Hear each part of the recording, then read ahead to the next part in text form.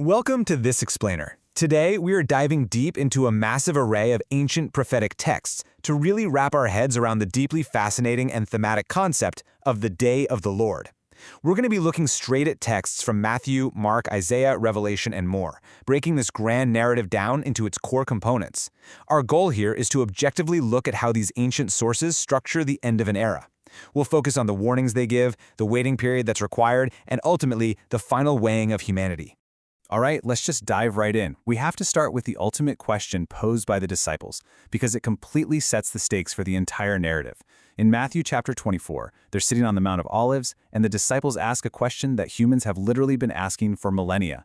When will these things be? Now, this kicks off a sweeping discourse, but notice, the texts aren't just handing over a calendar date.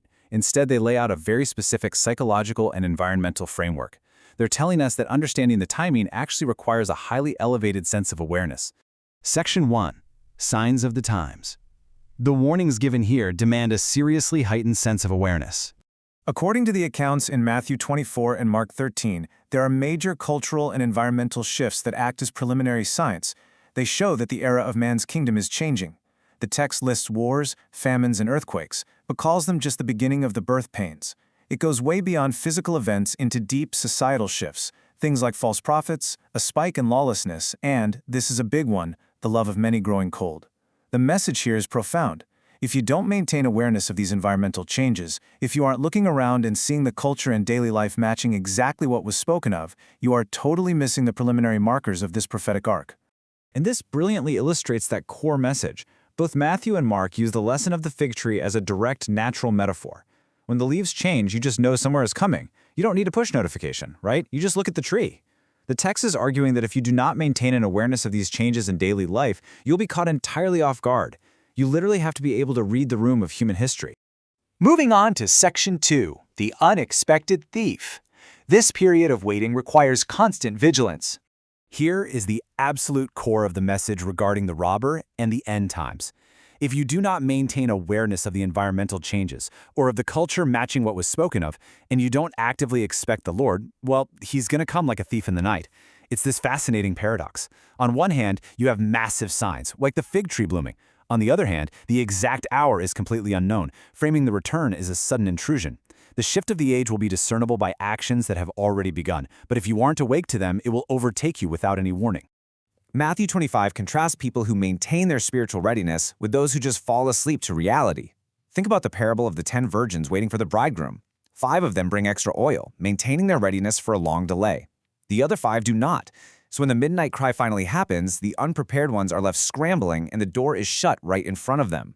Simply put, if you don't expect the Lord's return and you aren't aware of the signs and what they mean, you will absolutely not be prepared when he comes and judges you.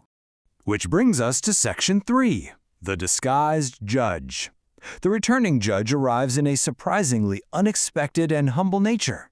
Listen, if you're waiting around for a conquering warrior with a golden crown to show up and immediately strike down enemies, you're going to fail the test.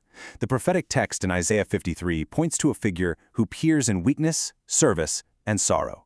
It says he had no form or majesty that we should look at him.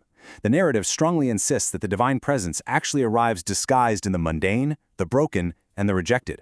Because of this, you'd probably consider him to be just like any other man, missing the momentous occasion entirely. So why do it this way? Why judge humanity in the form of weakness instead of just using sheer overwhelming power? Well, the text suggests a brilliant psychological and theological concept. This is literally the only way to get a true assessment of mankind. Think about it. If a deity judges purely with the threat of damnation and hellfire, they only get forced obedience out of sheer terror. Instead, he judges men in the form of weakness, service, and peace. People reveal who they truly are when they think they hold the power. By acting in the form of work built upon the perceptually weak, it serves as the ultimate example of true power achieved, giving a completely authentic assessment of our character. And that sets up our fourth theme perfectly, the test of deeds. Here, we map the theology of James chapter 2 directly onto the parables of Matthew 25. This shows us that recognizing the divine is inextricably tied to your everyday works. James bluntly states that faith apart from works is dead. It's not just some abstract belief system. Matthew 25 brings this right to life with the separation of the sheep and the goats. The final judgment in these sources isn't a pop quiz on theology, it is a meticulous audit of how individuals actually treated others. Your everyday actions are the ultimate proof of your awareness. The text lays out these incredibly practical metrics: feeding the hungry, welcoming the stranger, clothing the naked, visiting the sick and imprisoned. Because the judge arrives in weakness, you would completely incriminate yourself by your very words, deeds, and intentions right in front of him if you don't know his face and the marginalized.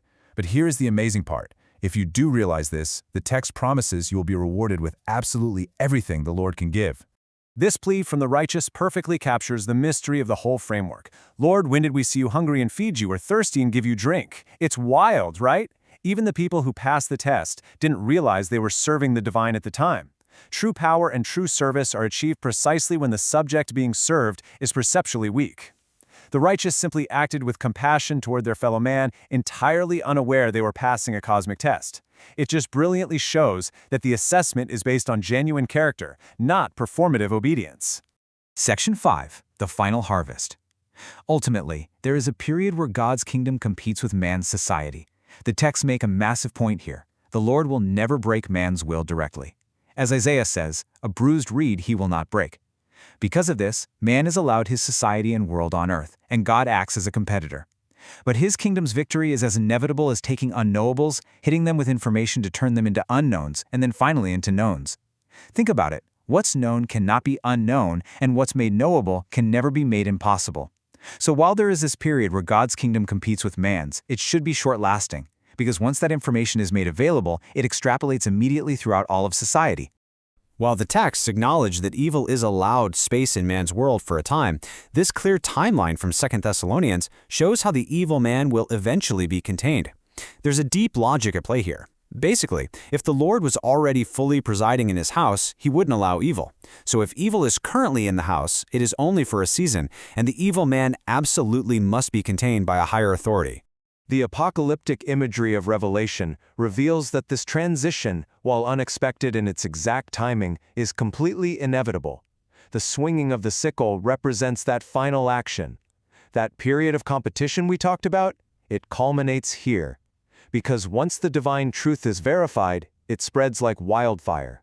It's as unavoidable as the changing of the seasons we discussed at the very beginning with the fig tree. We're going to leave you with this final thought about personal readiness. True preparation isn't just about staring up and watching the skies. It's about how you treat the world right in front of you. The warnings, the waiting, and the weighing all collapse down into your daily actions. If you're expecting overwhelming power, you'll miss the divine entirely. So look closely at the framework of these ancient texts. If the architect of the universe returns, not in fire, but disguised as the absolute least among us, will your everyday deeds prove you actually recognized him?